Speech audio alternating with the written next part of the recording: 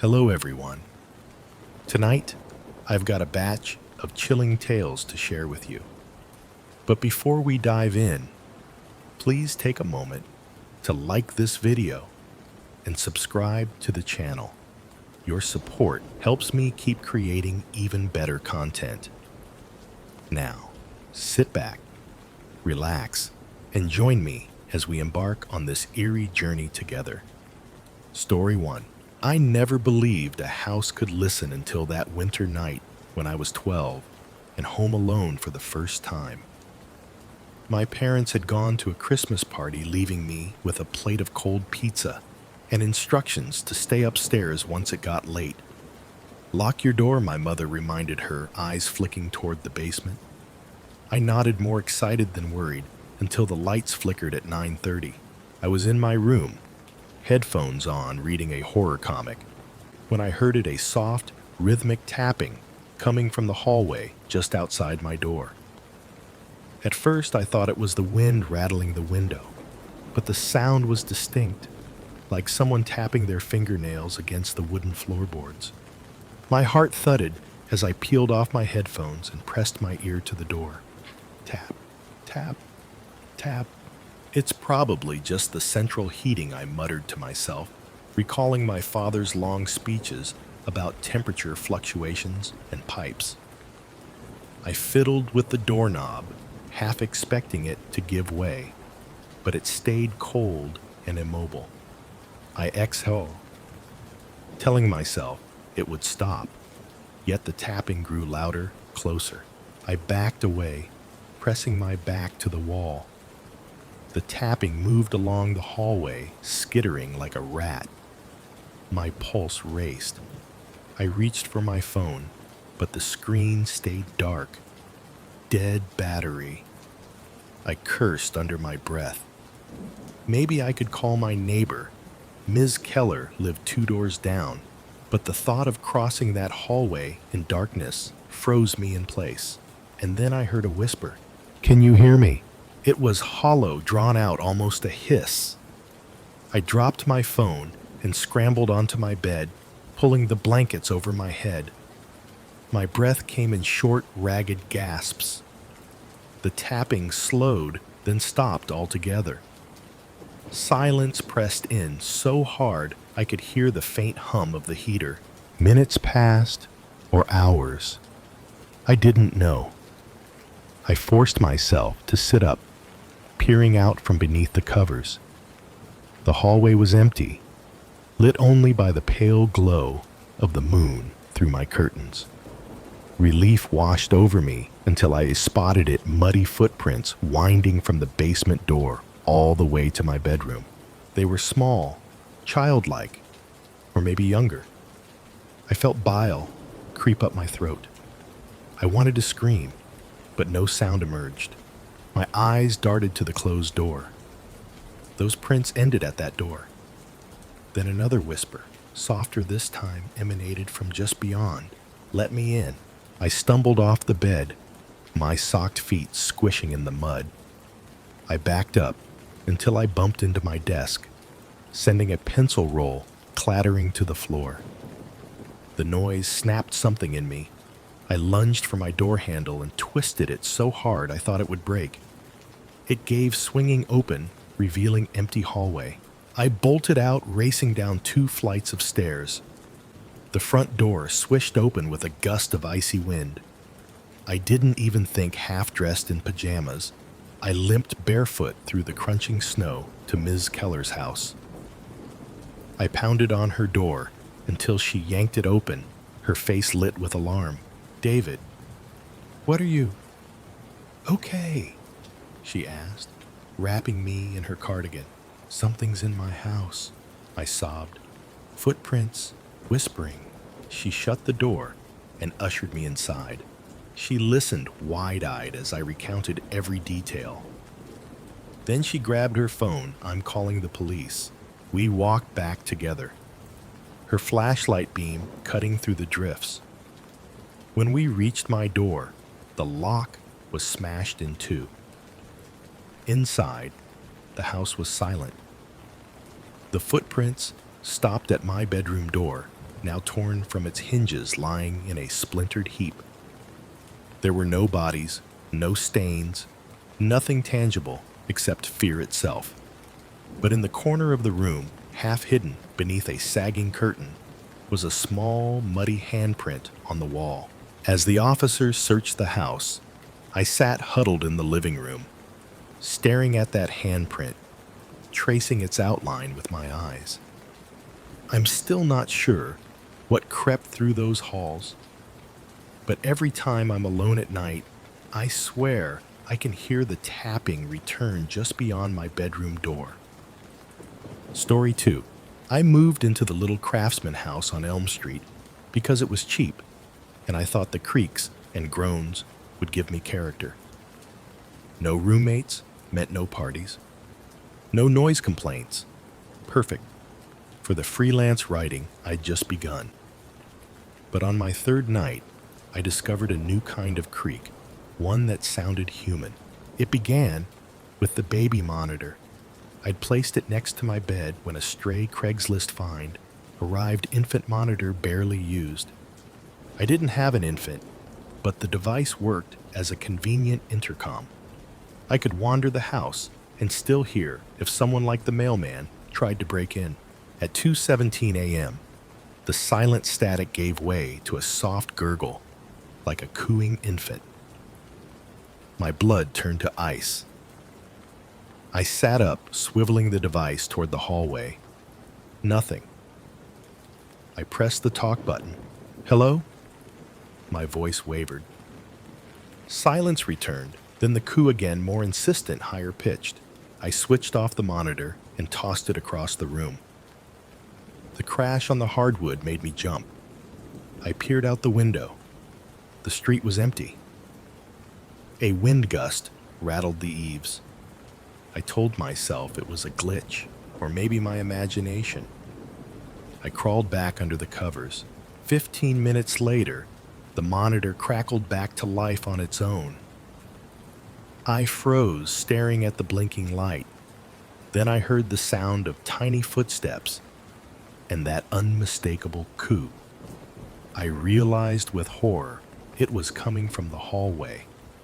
The nursery, my guest bedroom, had the monitor's transmitter on a table. I sat up, gripping the sheets. The footsteps stopped in front of my door. A small gasp. Then a whimper. I scrambled out of bed, my toes curling as they touched the cold floor. My hand shook as I lifted the monitor. "Who's there?" I whispered. No reply, just the sound of breathing. It wasn't infantile. It was shallow and strained, as though someone older was struggling to breathe. I backed away from the bed and tripped, hitting the floor hard. The monitor skidded, its front-facing microphone, now aimed at the hallway camera I'd installed for security. It crackled a low, guttural chuckle. Panic clawed in my chest. I lunged for the nightstand, yanking out my phone to call 911. It was dead. I must have forgotten to charge it. The chuckle came again, closer, just outside my door. The monitor screen went black. Then it lit up with static, plastering the screen with a distorted face, a woman's face, eyes black holes. Grin stretched so wide her cheeks cracked. I let out a strangled scream. The monitor dropped from my hand, smashing against the wall. The image flickered out. Silence returned, heavy and unnatural. Sweat dripped down my forehead. I wiped my arm across my face, and in the dim glow moonlight through the curtains saw on the ceiling above my bed a pair of muddy footprints. Toddler-sized, leading from the hallway. I bolted upright and saw her, a pale child, standing at the threshold of my bedroom. Her limbs were thin, almost too long. Her dress was filthy torn. Her mouth opened, and the coo escaped her lips. Black rays spread from her eyes, crawling like ink. I dashed out of the room, down the stairs, adrenaline propelling me past the darkened living room. I flung the front door open into the cold night. No child, no footprints, only my pounding heart. I didn't stop running until I reached my car. I left the engine running and huddled inside phone, now alive with signal. I called the police. When they came, they found the monitor shattered, the nursery door open, and no sign of forced entry. No footprints, no child. They told me I'd probably been dreaming or suffered a panic attack. But I know what I saw, felt. Now, I sleep with all the lights on, and sometimes, on the oddest nights, I still hear that coo over my phone's static. Story 3. I thought moving into my late grandmother's house would be a fresh start. A new apartment without the noise of upstairs neighbors. She died months earlier, and the house smelled of mothballs and old wood. No family left, so the estate sold it to me cheap. The real estate agent warned about the basement. It was unfinished and prone to moisture. I didn't care. The basement door sat at the end of a narrow hallway on the ground floor. A simple latch kept it closed. On my second night, I caught a glimpse of light flickering from underneath. I attributed it to my imagination, an electrical short perhaps. The next morning, I found the basement lamp turned on. I hadn't touched it. That night, I dreamt I heard my grandmother calling from downstairs. Her voice was distant, pleading. "Come down, please." I woke up at 1:03 a.m., drenched in sweat. The house was silent except for the hum of the refrigerator. I remembered the lamp downstairs. My heart pounded as I tiptoed to the hallway, staring at that door. The light still spilled out in an uneven glow. Against my better judgment, I turned the latch and descended. The air grew damp, musty. My flashlight's beam swept past old boxes, Christmas decorations, moth-eaten quilts. In the far corner sat an antique rocking chair. As I approached, it began to move slowly, creak by creak. "Grandma," my voice cracked. Every instinct screamed to flee, but I took another step. The rocking stopped abruptly. In the beam of my flashlight lay a single handwritten note taped to the armrest. "I'm sorry." My breath caught. I dropped to my knees, hands shaking as I reached for the note. Another piece of paper slid onto the floor in front of me, as if dropped by an unseen hand. In scrawled letters, it read, "It's in the walls. It wants company." I fumbled to turn on my phone's light, to read better, but it flickered and died. The silence pressed in. I shone the flashlight at the wall beside me. A red stain, like blood, dripped from between the boards. My stomach lurched. I yanked the flashlight back toward the stairs, but someone grabbed my ankle. My scream was muffled as I toppled over. The beam went wild, lighting up the ceiling beams, then landing on something that wasn't there before, a small door hidden behind stacked crates. A cold whisper. "Come closer." I scrambled backward, heart hammering in my ears. "No," I shrieked. But curiosity, or some darker impulse, drove me forward. I crawled to the door and pushed it open. It revealed a narrow crawl space, black as a starless sky.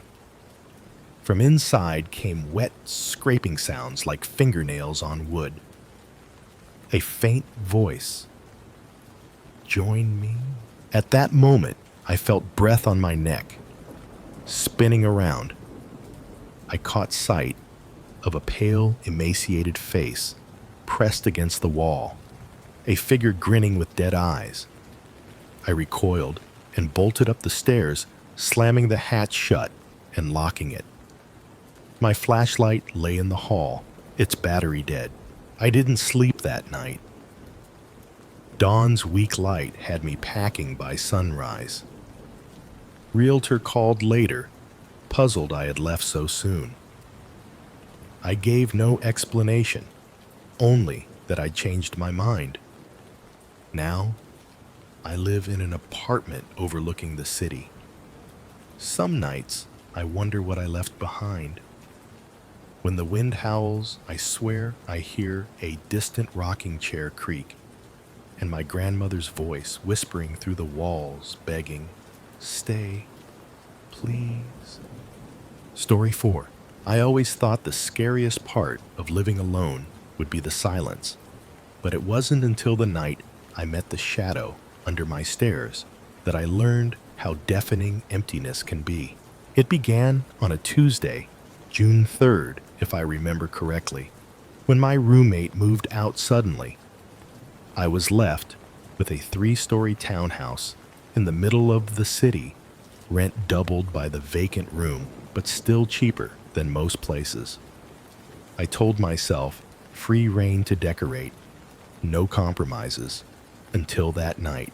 I had just finished binge watching an old slasher flick and was too wired to sleep. I paced on the ground floor, scrolling through social media when the power flickered. I turned away from the TV just in time to see the hallway light buzz out, plunging me into darkness. The TV screen glowed like a distant lantern, but every other room was pitch black. I muttered a curse, stood up, and fumbled for my phone. No service bars. Great. I stood in the center of the living room, phone's flashlight barely cutting through the gloom. The staircase loomed behind me, 16 wooden steps winding up into shadow. "Don't freak yourself out," I told my reflection on the TV screen. "It's just a blackout. Probably the neighbor's transformer blew again." Clicked the hallway light switch. Nothing. On a whim, I tested the switch at the top of the stairs. That did work, but only up to the 2nd floor. The bulb above the landing blazed on, casting a jaundiced glow that reached halfway down the staircase before petering out. The bottom 3 steps remained swallowed in darkness. That's when I heard a soft, shuffling scrape. I froze, blood draining from my face. It sounded like cloth dragging against wood, rhythmic and slow. My pulse pounded so hard I could feel it in my throat. I took a hesitant step toward the stairs. The scrape stopped. The silence absolute. "Hello," I called, voice cracking. "Is someone there?" No reply. Only the hum of my anxious breathing and the distant drone of traffic outside. I flicked off the upstairs switch and back on again, figuring light might expel whatever lurked below. The landing went dark, but the hallway up here lit as before. So the breaker itself wasn't dead. Something else was controlling the lights. I backed away, pressing myself against the wall. My phone's flashlight trembled in my hand. "This is dumb," I muttered. "Get a grip." I took another step forward toward the darkness under the stairs. The scrape started again, closer from the very bottom of the steps. I swallowed hard, the flashlight beam quivering as I aimed it down. I could barely make out a shape, a hunched form face, obscured by shadows, pressed against the riser of the 3rd step. As I blinked, it slipped back 1 step, almost imperceptibly. My heart seized. "Hey!" I yelled, stepping forward. The beam caught on glinting eyes at the foot of the stairs. They hovered on the cusp of human shape just above the floor. They were too high for a child, but too low for an adult. They were wrong, angular, and hungry. I bolted backward, tripping over the coffee table and crashing onto the floor. Pain shot through my elbow, but I barely felt it. I scrambled to my feet, instinct urging me to flee the house entirely. But where my car was parked around the side and stepping outside meant crossing the dark hallway and the stairs.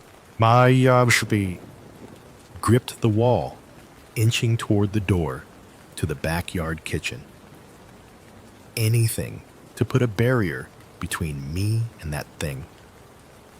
My eyes darted to the stairs. The figure had risen to its knees, long arms unfolding like broken marionette strings. Its head tilted sideways, and I swear I heard it click. I snapped my flashlight off and on again. It was gone. The stairs were empty, or so it seemed. My breath hitched. In the split second of darkness, it must have moved.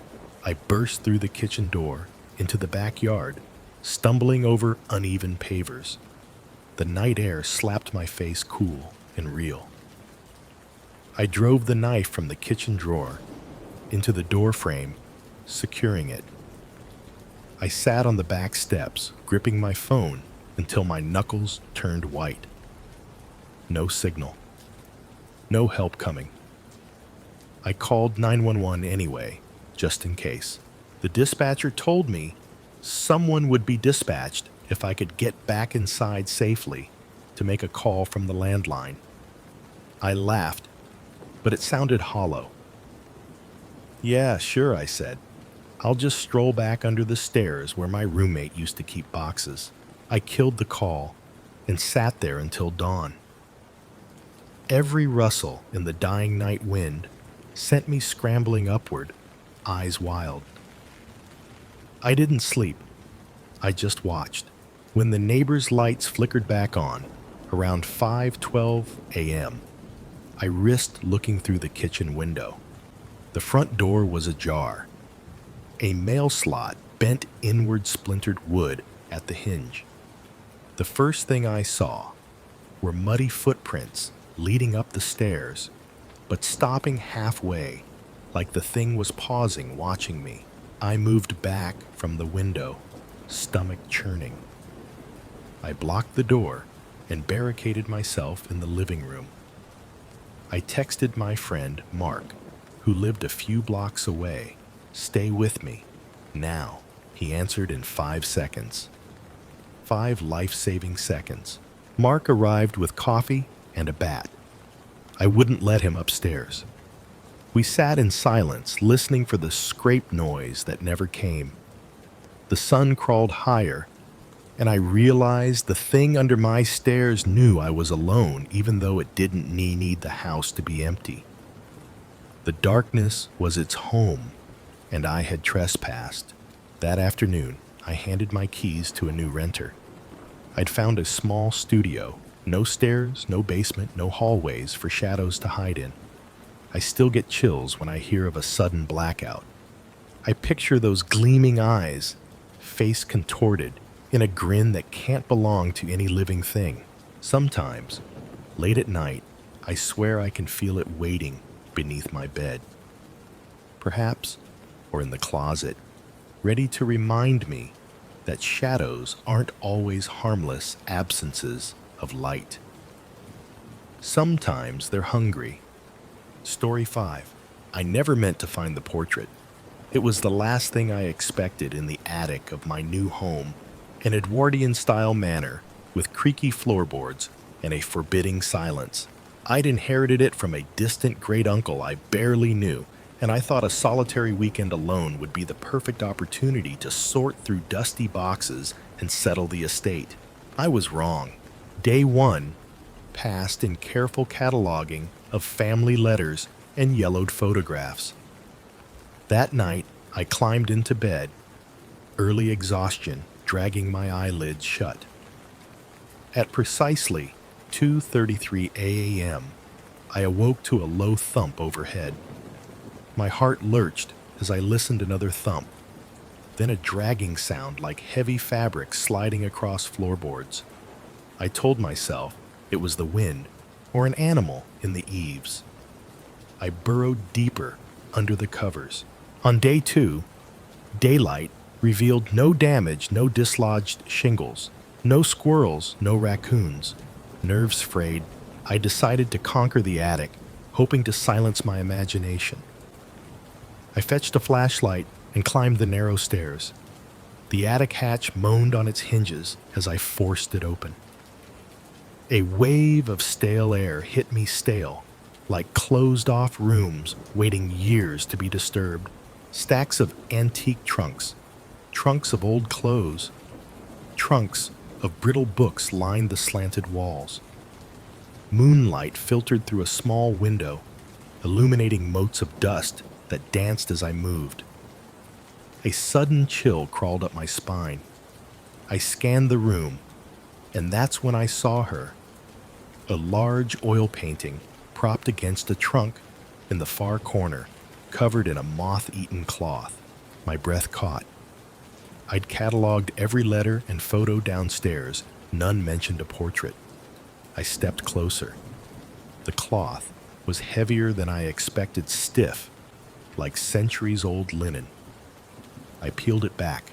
The portrait depicted a young woman in an ivory gown, her dark hair swept into a meticulous chignon. Her eyes, almond-shaped and piercing, seemed to follow me. Beneath her portrait, a brass plaque read, Evangeline Hawthorne, 1883-1901. I felt a prickle of unease. 4 years old when she died. Yet the gown and hairstyle looked more suited to a woman of 20. I shone my flashlight on her face. Her lips were curved in a slight, enigmatic smile. My chest tightened. I moved around the painting, studying her profile. The moonlight hit her eyes, making them gleam. And then impossibly, the gleam flickered, as though catching a breath of light moving in the air. A cold draft whispered through the attic, though the window was shut. The cloth fell to the floor as I straightened the portrait. The dragging noise returned, slow, deliberate. It circled the room, passing behind me. I spun flashlight beam, slicing through the darkness. Nothing. Only my own panicked breath. I backed toward the hatch. The painting shifted just a fraction, its frame creaking against the trunk. My pulse thundered. The portrait seemed to have turned to face me. I froze, every muscle taut. Then a soft, hollow voice, barely more than a sigh. Stay with me. I stumbled sideways, tripped over the cloth, and yanked myself upright. The portrait lurched forward as though someone had given it a shove. I slammed my hand against the hatch and dropped to my knees, shoving it closed and kicking the latch down. The room went silent. My legs burned as I descended, heart hammering in my throat. I barricaded the attic door with a dresser I dragged into the hallway. I slid down the wall and sat on the floor, shaking so hard I couldn't light the lamp. Instead, I fumbled for my phone and texted my friend Lily. Something in the attic. I need you here, now. She arrived 20 minutes later, flashlight in hand. I led her to the barricaded door. What is it?" she whispered. I didn't answer. She pried the dresser aside. I held my breath. She lifted the latch, swung the door open. The hallway was empty. No portrait. No footprints. No sign that someone had been there at all. But when Lily leaned over to dust her hand across the hatch, she froze. Her flashlight beam caught the wall just above the attic door, where a fresh smear of dirt arced like the outline of a small, soot-stained hand. I swallowed. "That's not mine." Lily's face went pale. "You have to leave now." I grabbed my overnight bag, and we bolted for the front door. As we reached the foyer, the chandelier above trembled, sending a cascade of crystals tinkling. I glanced up and saw, hovering like a film projected onto the ceiling above us, the faded visage of Evangeline Hawthorne. Her gown trailed behind her, and her eyes glowed with sorrow. She lifted a finger, pointing straight at me. Then her lips moved, mouthing a single word I felt more than heard: home. Gishumahum. Lily yanked me outside. The front door slammed shut behind us. We didn't stop until we reached her car. I watched from the driveway as dawn broke pale light washing over the manor. The attic window was dark. I knew I couldn't go back, not today, not ever. Now, I rent an apartment with no attic, no dusty corners, no lonely portraits. But every night before sleep, I lie awake in the dark, listening for that faint scraping above the ceiling. Because I know Evangeline is still here waiting for me to return, and she always will be. Story 6. I had always taken pride in my meticulously clean apartment, every surface polished, every floor swept, every hidden corner scrubbed. It was the one thing I felt I could control, especially after my breakup left me lofted into solitude. That sense of order shattered the day I heard the whispers from the kitchen vent. It was 2 nights after I moved in. I'd spent the evening rearranging my spice rack by color and size paprika, next to turmeric coriander nestled beside cumin. I was humming along to a late-night jazz playlist when I heard it, a soft, urgent hiss drifting from the rectangular grill high on the wall. At first, I thought it was the air conditioning cycling on, but the apartment was quiet, except for my stereo. I paused the music. Silence. Then, help me. My spine went rigid. I blinked at the vent. The letters seemed to haunt the thin metal slats, though they hadn't been there moments ago. "Did you say?" I whispered to myself, stepping forward. My slippered feet slid on the polished hardwood. The whisper rose again, more frantic this time. "Help me, please." A chill rippled across my skin. I crossed to the light switch and killed the overhead lamp. In the dim glow of the streetlights outside the vent, looked like a dark mouth. I pressed my ear against the cool metal and listened.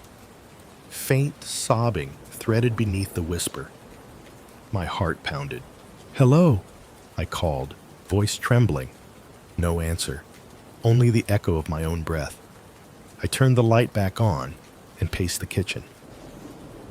The floor tiles were spotless beneath me, but my skin crawled as though unseen feet had danced across them. I checked the thermostat set to off. I opened the vent cover with a screwdriver, curious if loose wiring or mice were trapped inside. Instead, I found only clean ductwork gleaming like a mirror corridor. No nest, no wires, just the perfect silence of empty pipes. I replaced the grill and decided it must have been my imagination. I went to bed, leaving the kitchen lamp on. Sleep came in reluctant waves, punctuated by dreams of tiny hands tapping at the vents.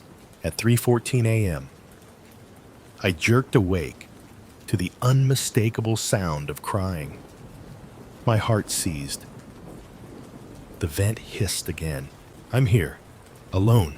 I bolted upright sheets tangling around my legs. The crying grew louder, ragged sobs that seemed to swirl through the apartment, reverberating off the walls. I grabbed my phone. It displayed 3:15 a.m. I texted my friend Jordan. "Can you call me? Strange noise in my AP key." No reply. I dialed his number. It went straight to voicemail. With trembling hands, I crept toward the kitchen. Each step felt like wading through syrup. The crying stopped abruptly when I reached the threshold. An oppressive hush pressed in. I leaned forward, pressing my palm against the cool vent. "Who are you?" I whispered. The reply was a single word, breathy and broken. Mine. I staggered back. The word echoed in my skull. Mine. My vent. My apartment. A primal dread flooded me. I backed into the living room, fumbling for my keys on the coffee table. My fingers closed around them, cold metal reassurance. I cracked open the front door, intending to flee. But as the lock clicked, a fresh sound stopped me in my tracks. Fingernails scraping against the interior side of the door. A slow, deliberate scrape. Tap, tap, tap. Something was outside tapping to get in. I swallowed hard, stepping back, watching the crack of light under the door widen. The vent whining began anew, louder this time, as though the unseen presence had migrated from the ceiling. "Don't leave me," it breathed. I locked eyes with the doorway, mind racing. I could hear ragged inhalations, desperate and ragged, from both outside the door and above in the vent. My sanctuary felt invaded from every angle. Adrenaline lanced through me. I wanted to scream, but my voice lodged in my throat. Then, as suddenly as it started, the noises ceased. No tapping, no vent whispers. The silence was so complete it roared in my ears. Even the city sounds below seemed muted. I stood in trembling disbelief. Minutes ticked by. I stared at the door, at the vent above, at the polished floor glinting coldly. Finally, I edged toward the intercom panel. I hit talk. "Hello." My voice shook. No static, no hiss, just the soft click of the intercom circuit. I turned it off and back on. Still nothing. Desperation clawed at me. I dialed 911, but my call dropped the moment it connected. I tried again. This time, I heard a faint voice on the other end asking my location. I gave my address in a strangled whisper, promising officers would find me in the lobby. I held the phone to my ear, teeth chattering as I made my way back to the kitchen. The crying had resumed, but it was different now, softer, more persistent, like a child sobbing for comfort. At the sink, water trickled gently. I turned the faucet, nothing unusual. But through the window, behind the sink, I saw the movement. A pale, small face pressed against the glass. I yanked the curtain aside. Nobody was there. Just the empty fire escape leading down into darkness. I fell to my knees, hands saving my face. I didn't know what to do. The vent above rattled, and a whisper curled down the ductwork. I'm waiting. My blood ran cold. I bolted for the bedroom, locking both door and closet from inside. I sank to the floor, against the wall, legs drawn to my chest. My phone glowed with the 911 dispatcher's hold music. I clutched it, each note pounding in time with my heart. Eventually, there was a knock on the front door. 2 firm raps. "Police," a voice called. I scrambled upright, scrambling for my keys again. The sobbing halted. The vent fell silent. The apartment felt cavernous, as though a giant stepped away. I charged to the door, yanked it open, and was met by 2 officers' flashlights sweeping the entryway. I sobbed. A thank you stumbling past them into the hallway. As I closed the door behind me, I heard it, a soft, mocking whisper from inside, carried on a final draft through the vent. "Yours." I never returned. I broke my lease that very morning and moved in with my sister. The new place is tiny and cramped, but each time I pass a vent, no matter how clean or how secure, I pause, and my skin prickles, waiting for the soft, desperate whisper that once claimed what was mine. Story 7. I never believed dolls could be evil, until the night I discovered the one in my attic window. I moved into the old Victorian house on Maple Drive in early October, eager for the charm of stained glass windows and creaking floorboards. The previous owner, Mrs. Aldridge, was an elderly widow who insisted the place was too drafty and haunted by memories. I laughed it off. Haunted by memories sounded far more pleasant than city traffic. The first few days passed in a blur of unpacking and taping down paint-stained carpets. I explored every room except the attic, whose heavy oak door was chained shut. Mrs. Aldridge warned me that it needed new supports before anyone dared enter. I nodded politely, but secretly, I relished the thought of untold treasures hidden behind that door. On my third night, I was woken by scratching sounds overhead, like talons scavenging through wood. I lay awake in bed, heart pounding, recalling her warning. "Don't go up there until it's fixed," she'd said. A chill raced down my spine. The noise stopped as suddenly as it began, leaving me in silence. I drifted back to sleep, dismissing it as settling boards. The next afternoon, I found the handyman's business card on the kitchen counter. Jerry's Carpentry Attic Reinforcement Specialists. I called and scheduled him for 2 days later. Satisfied, I returned to painting the living room. That night, at precisely 2:02 a.m., the scratching returned, only louder, more frantic. It rattled the ceiling, sending dust motes drifting in the moonlight that streamed through my bedroom window. I sat upright, heart pounding in my throat. The sound ceased, and in the sudden hush, I thought I heard a faint thud, as if something heavy had fallen. My curiosity overwhelmed caution. I fetched a flashlight and crept to the attic door. The chain was still in place, but the latch had been forced open, one link broken dangling. I froze, flashlight beam wavering as I stared at the gap. Behind the door lay darkness. "Hello," I whispered. No answer. I flicked the chain shut and raced back to my bed, locking the bedroom door. Sleep eluded me, and at dawn, I resolved to inspect the attic myself. One quick look before Jerry arrived. That afternoon, gloves on, I lifted the chain. It snapped open. Inside, the attic was shrouded in gloom. I clicked on my flashlight and climbed the narrow stairs, each creak echoing like a warning. Dust coated every surface. Old trunks and empty picture frames lay scattered. The single attic window, covered by yellowing lace curtains, stood at the far end. I swallowed and darted my beam across the room.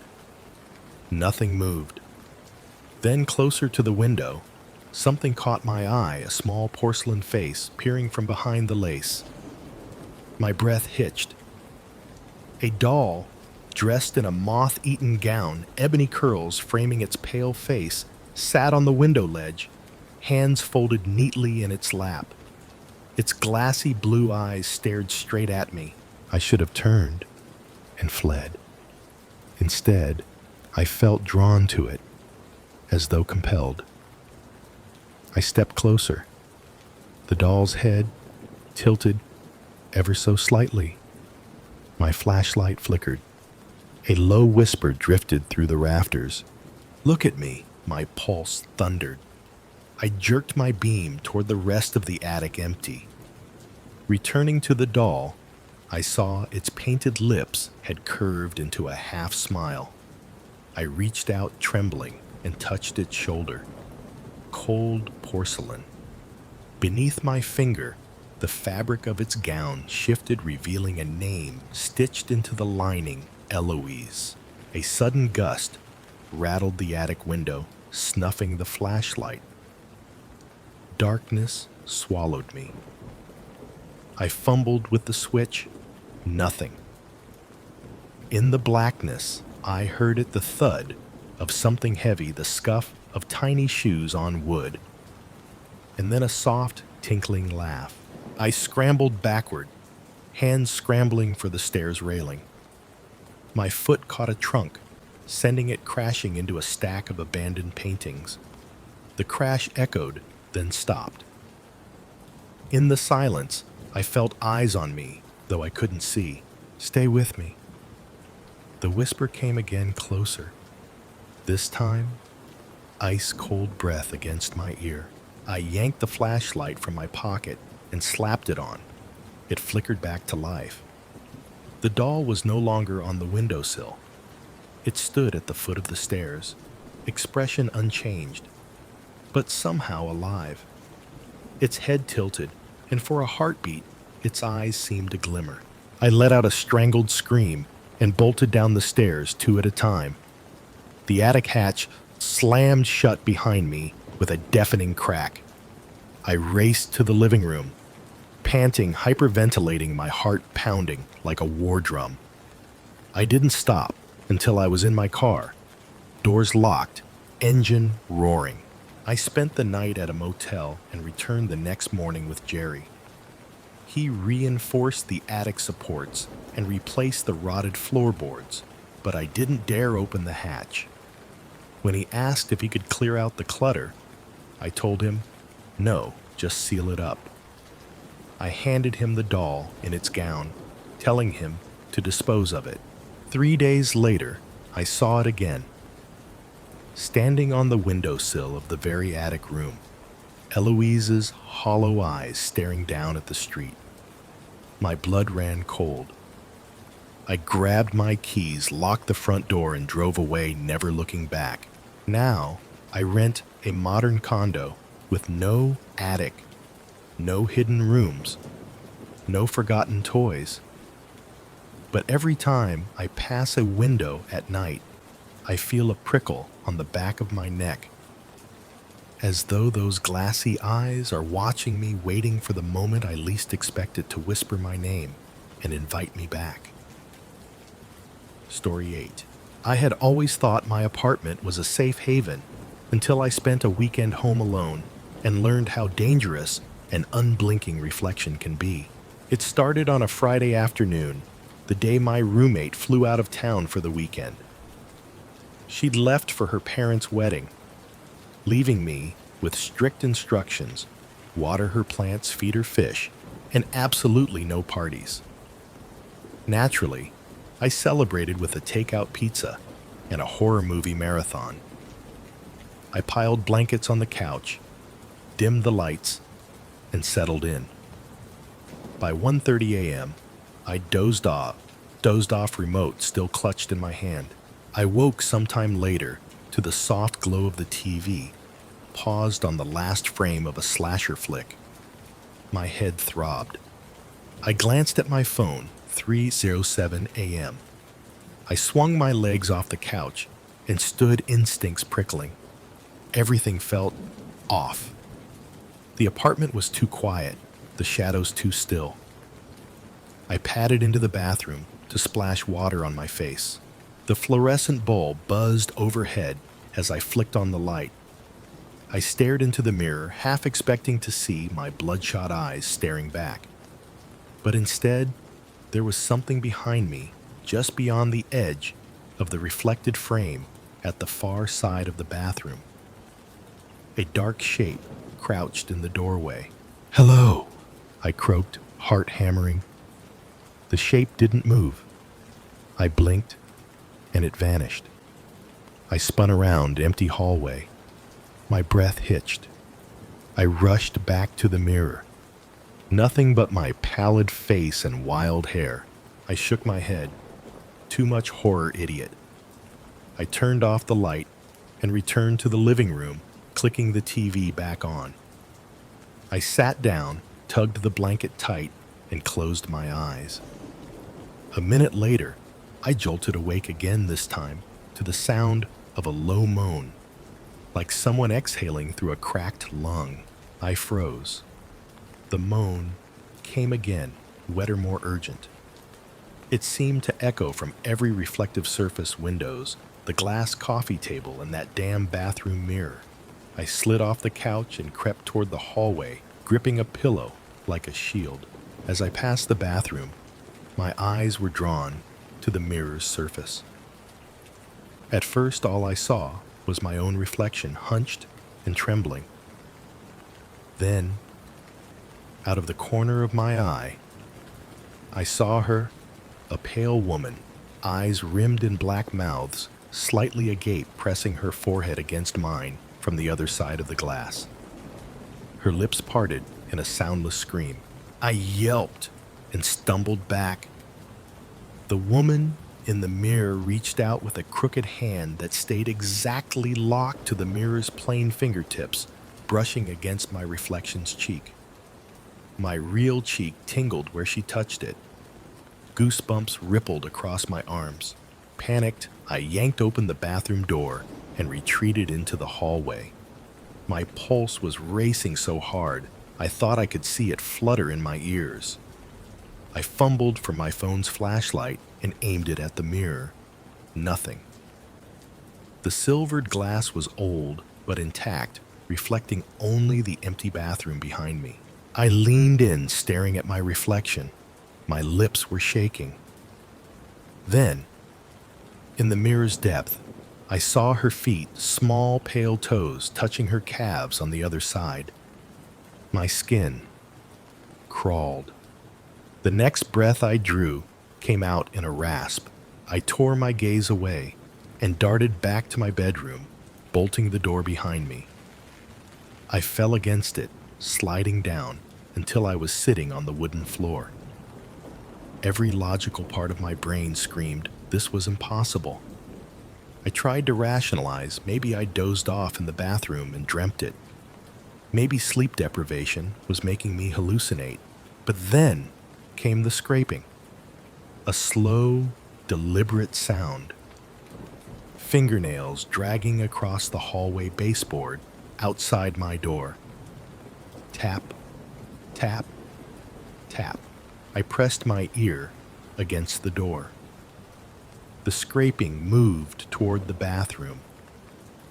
The moan floated down the corridor, a single drawn-out note that reverberated in my chest. I grabbed my phone and dialed 911 with numb fingers.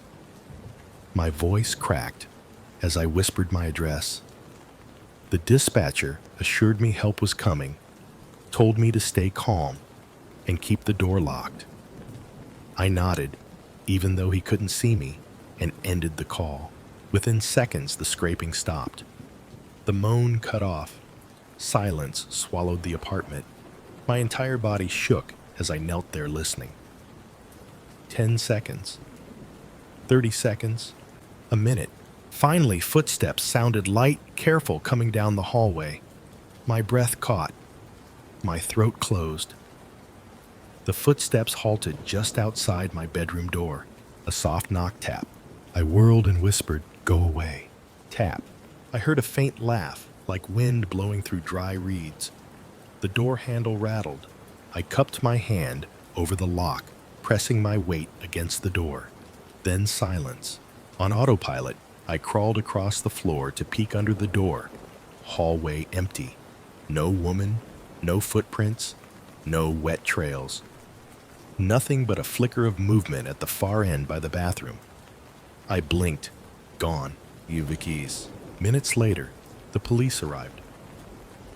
2 officers swept through the apartment, clearing each room. They found nothing. No intruder. No signs of forced entry. No footprints on the tile or carpet. Nothing on the glass surfaces. The bathroom mirror was pristine, its surface without a single smear or crack. One officer tried to comfort me. "Maybe it was your reflection getting stuck in your head after the movie," he suggested. He offered to stay, but I declined, too exhausted to make decisions. He left, promising to patrol the neighborhood. I sat alone in the dark living room, clutching a flashlight, willing dawn to come. At 5 a.m., I heard the first bird call outside. The sky lightened. I gathered my keys and drove to my friend's house.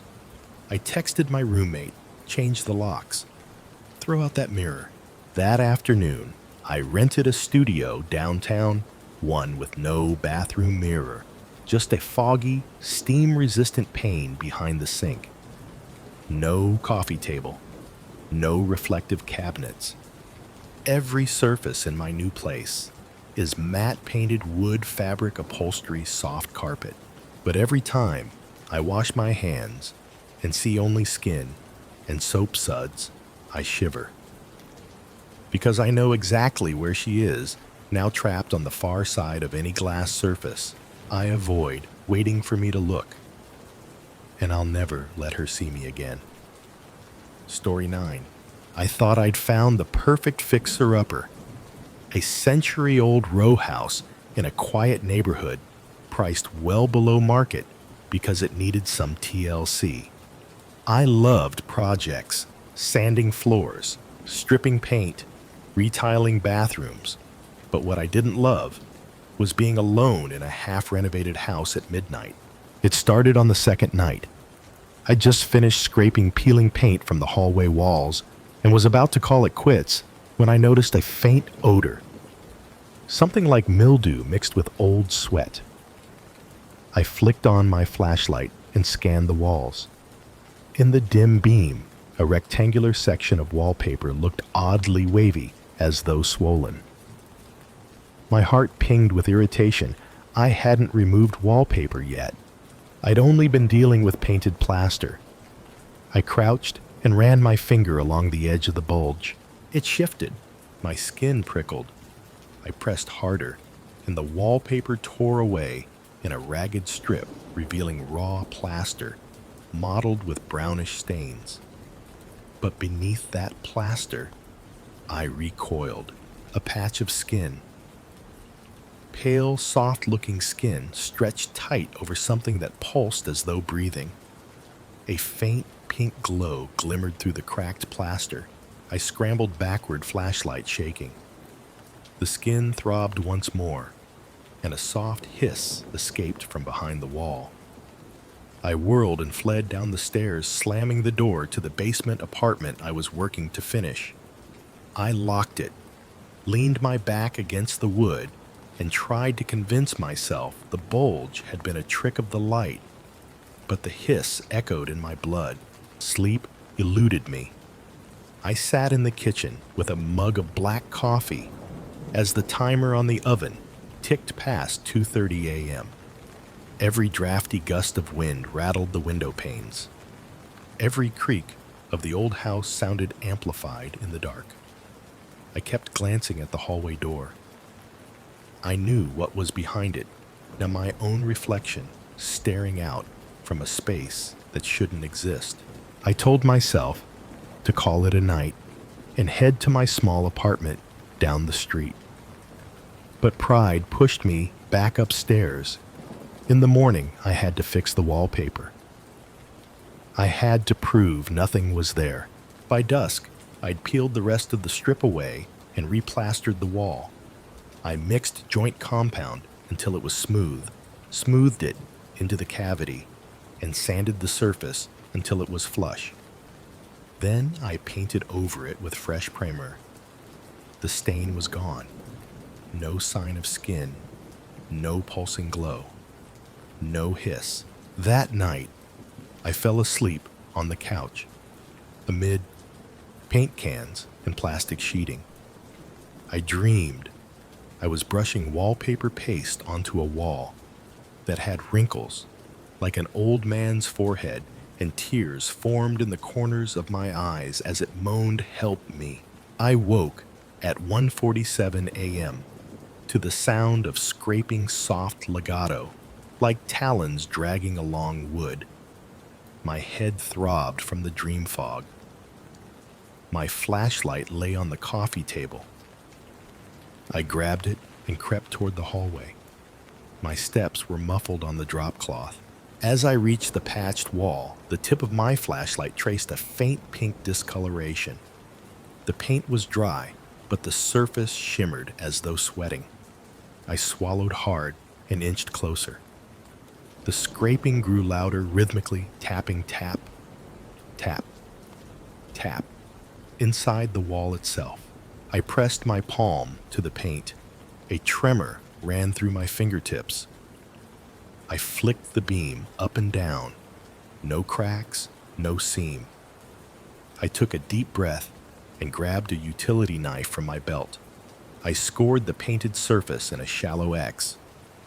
The knife slid through easily cutting paint and plaster to reveal flesh, soft, pale flesh, puckered at the edges like a mouth about to open. I felt bile rise in my throat. I dropped the knife and staggered back.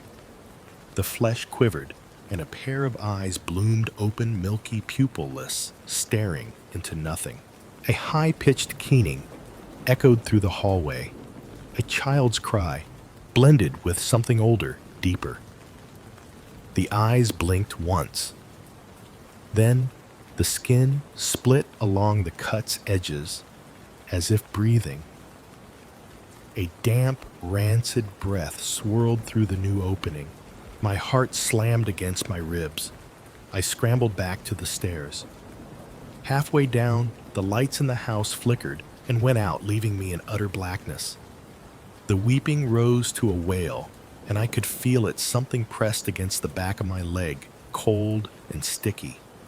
I screamed as I tumbled down the final steps, hitting the floor in a heap. I lay there panting, flash of light zipping around me as I fought to get the flashlight back in hand. When I clicked it on, the beam revealed the hallway, at the top of the stairs, empty. The crying had stopped. The house was silent, save for the echo of my ragged breathing. I hauled myself up and limped for the front door. The lock turned in a daze. I stumbled outside, the sharp night air hitting my lungs. I didn't look back until I'd reached my car. In the morning, I returned with a contractor friend. He peeled away the entire wallboard and discovered nothing but old insulation wiring and a clean expanse of lath. No wallpaper remnants, no plaster cavity, no flesh. I snapped. I quit the project. I moved out that afternoon, leaving my tools and half-finished drywall behind. The row house stands vacant now, boarded up against further decay. Sometimes I drive past it, glancing through the dusty windows. I imagine the skin crawling beneath the walls, waiting. And late at night, when I'm alone in my new apartment, I sometimes press my hand against a painted wall and feel a dull, rhythmic thump, an echo of something trapped behind the surface, still tapping, still pleading to be let free. Story 10. I never thought a storm could feel so alive. The rain pounded the roof in jagged rhythms, lightning illuminating my empty house in harsh staccato flashes. I was alone for the weekend. My partner had whisked off to a conference, and I'd promised myself a quiet couple of days to catch up on writing. Instead, I watched the storm, heart growing heavier with every crack of thunder. It started around midnight. I'd settled on the couch with a cup of tea and my laptop, but my eyelids kept fluttering shut. Frustrated, I grabbed my mug and padded into the kitchen. The window above the sink framed the backyard in shifting gray shadows. I refilled my tea. The kettle's hiss nearly drowned by thunder, and paused to peer out. A flash of lightning revealed no confirmed something standing at the far end of the lawn by the privet hedge.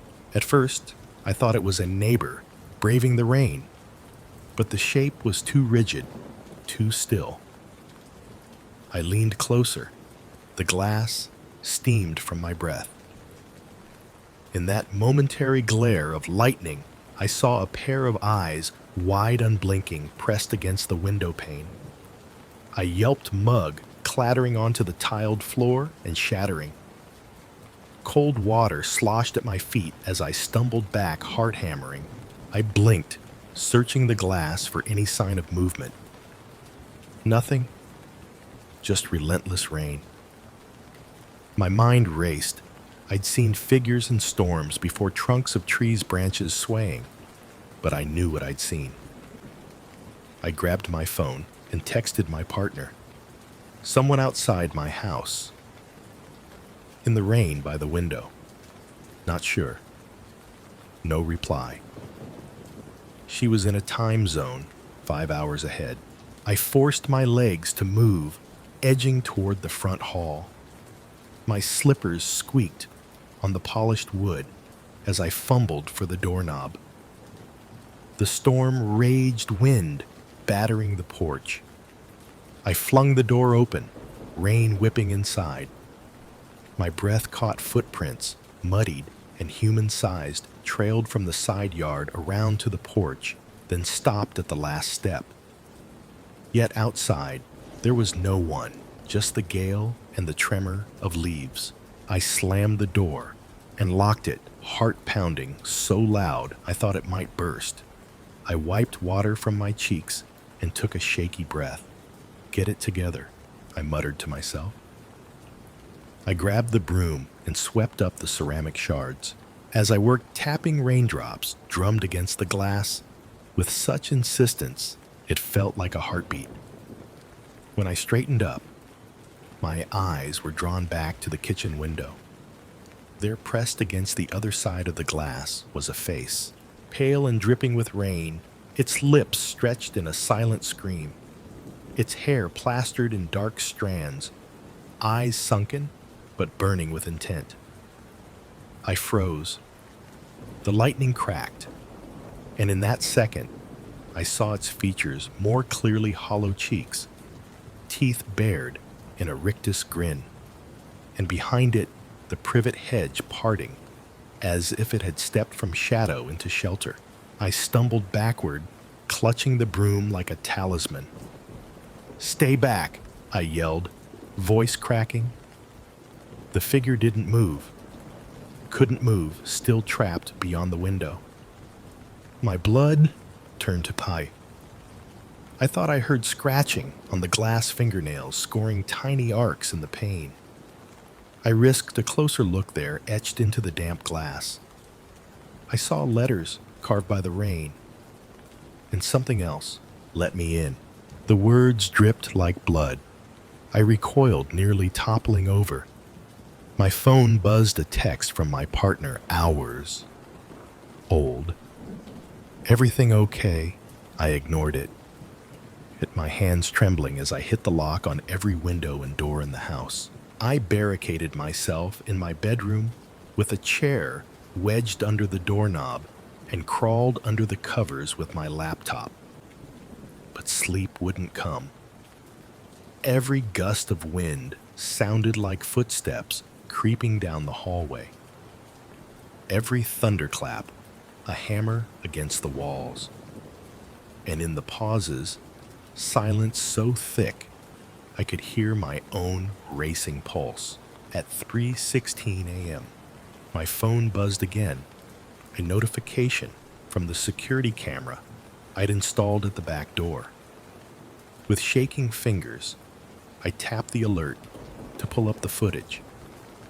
The screen split into 4 low-resolution views. I clicked on the backyard, cam-steady shot of radius lamp-lit grass, now spattered with rain. The hedge shook. Then from the left of the frame, a pale hand emerged, pressing against the lens. Lightning flared, and I saw the figure's face, unblurred, the same hollow-eyed specter lips peeling back in that ghastly grin. It pressed harder, knuckles white. The grainy quality was enough to sense wet strands of hair slithering down its cheeks. Then, with a sudden jerk, it leaned forward as if to crawl through the camera itself, and the feed went static, screen crackling in white noise. I dropped the phone, stubbing my heel on the bed frame. It skittered under the bed. The room plunged into darkness when the power cut out. I screamed, scrambling for my bedside lamp, but the bulb only hummed. before flickering once and dying. Pitch black. I could hear my own ragged breathing, the storm's fury, and a soft tap tap tap on my bedroom window. I froze. My skin crawled. Tap, tap, tap, slow, deliberate. My window was on the second floor. No one should have been able to reach it. Yet there it was, knuckles rapping the glass from outside, searching for purchase. I pressed myself against the far wall, shivering. Lightning split the sky. In that fleeting glare, I saw her pressed against the pane. Skeletal fingers, splayed face inches from mine eyes, gleaming with something ancient and hungry. Then the thunder rolled, lights returned, and she was gone. I didn't hesitate. I bolted out of the bedroom, down the stairs, 2 at a time, and out the front door, into the storm. Rain drenched me instantly, but I didn't care. I ran around the house to where the privet hedge should have been, and found only torn branches and flattened grass. No footprints in the mud. No sign she had been there at all. I called 911 from my phone, stuttering my address between gulps of rainwater. The dispatcher assured me officers were en route. I waited on the porch, soaked and shaking, watching the hedge for any movement. When the police arrived, they swept the yard, found no intruder, and declared the storm must have distorted my vision. They checked the windows. No scratches, no damage. Everything locked tight. I spent the rest of the night at a friend's house. By morning, the sun shone as if nothing had happened. The footprints vanished. The message on the window, just rain. The security footage corrupted. But I know what I saw. Every time the rain falls, I feel her watching me from beyond, always beyond, waiting for the lights to go out so she can tap again, whisper again, and remind me that she's still out there, desperate to step inside.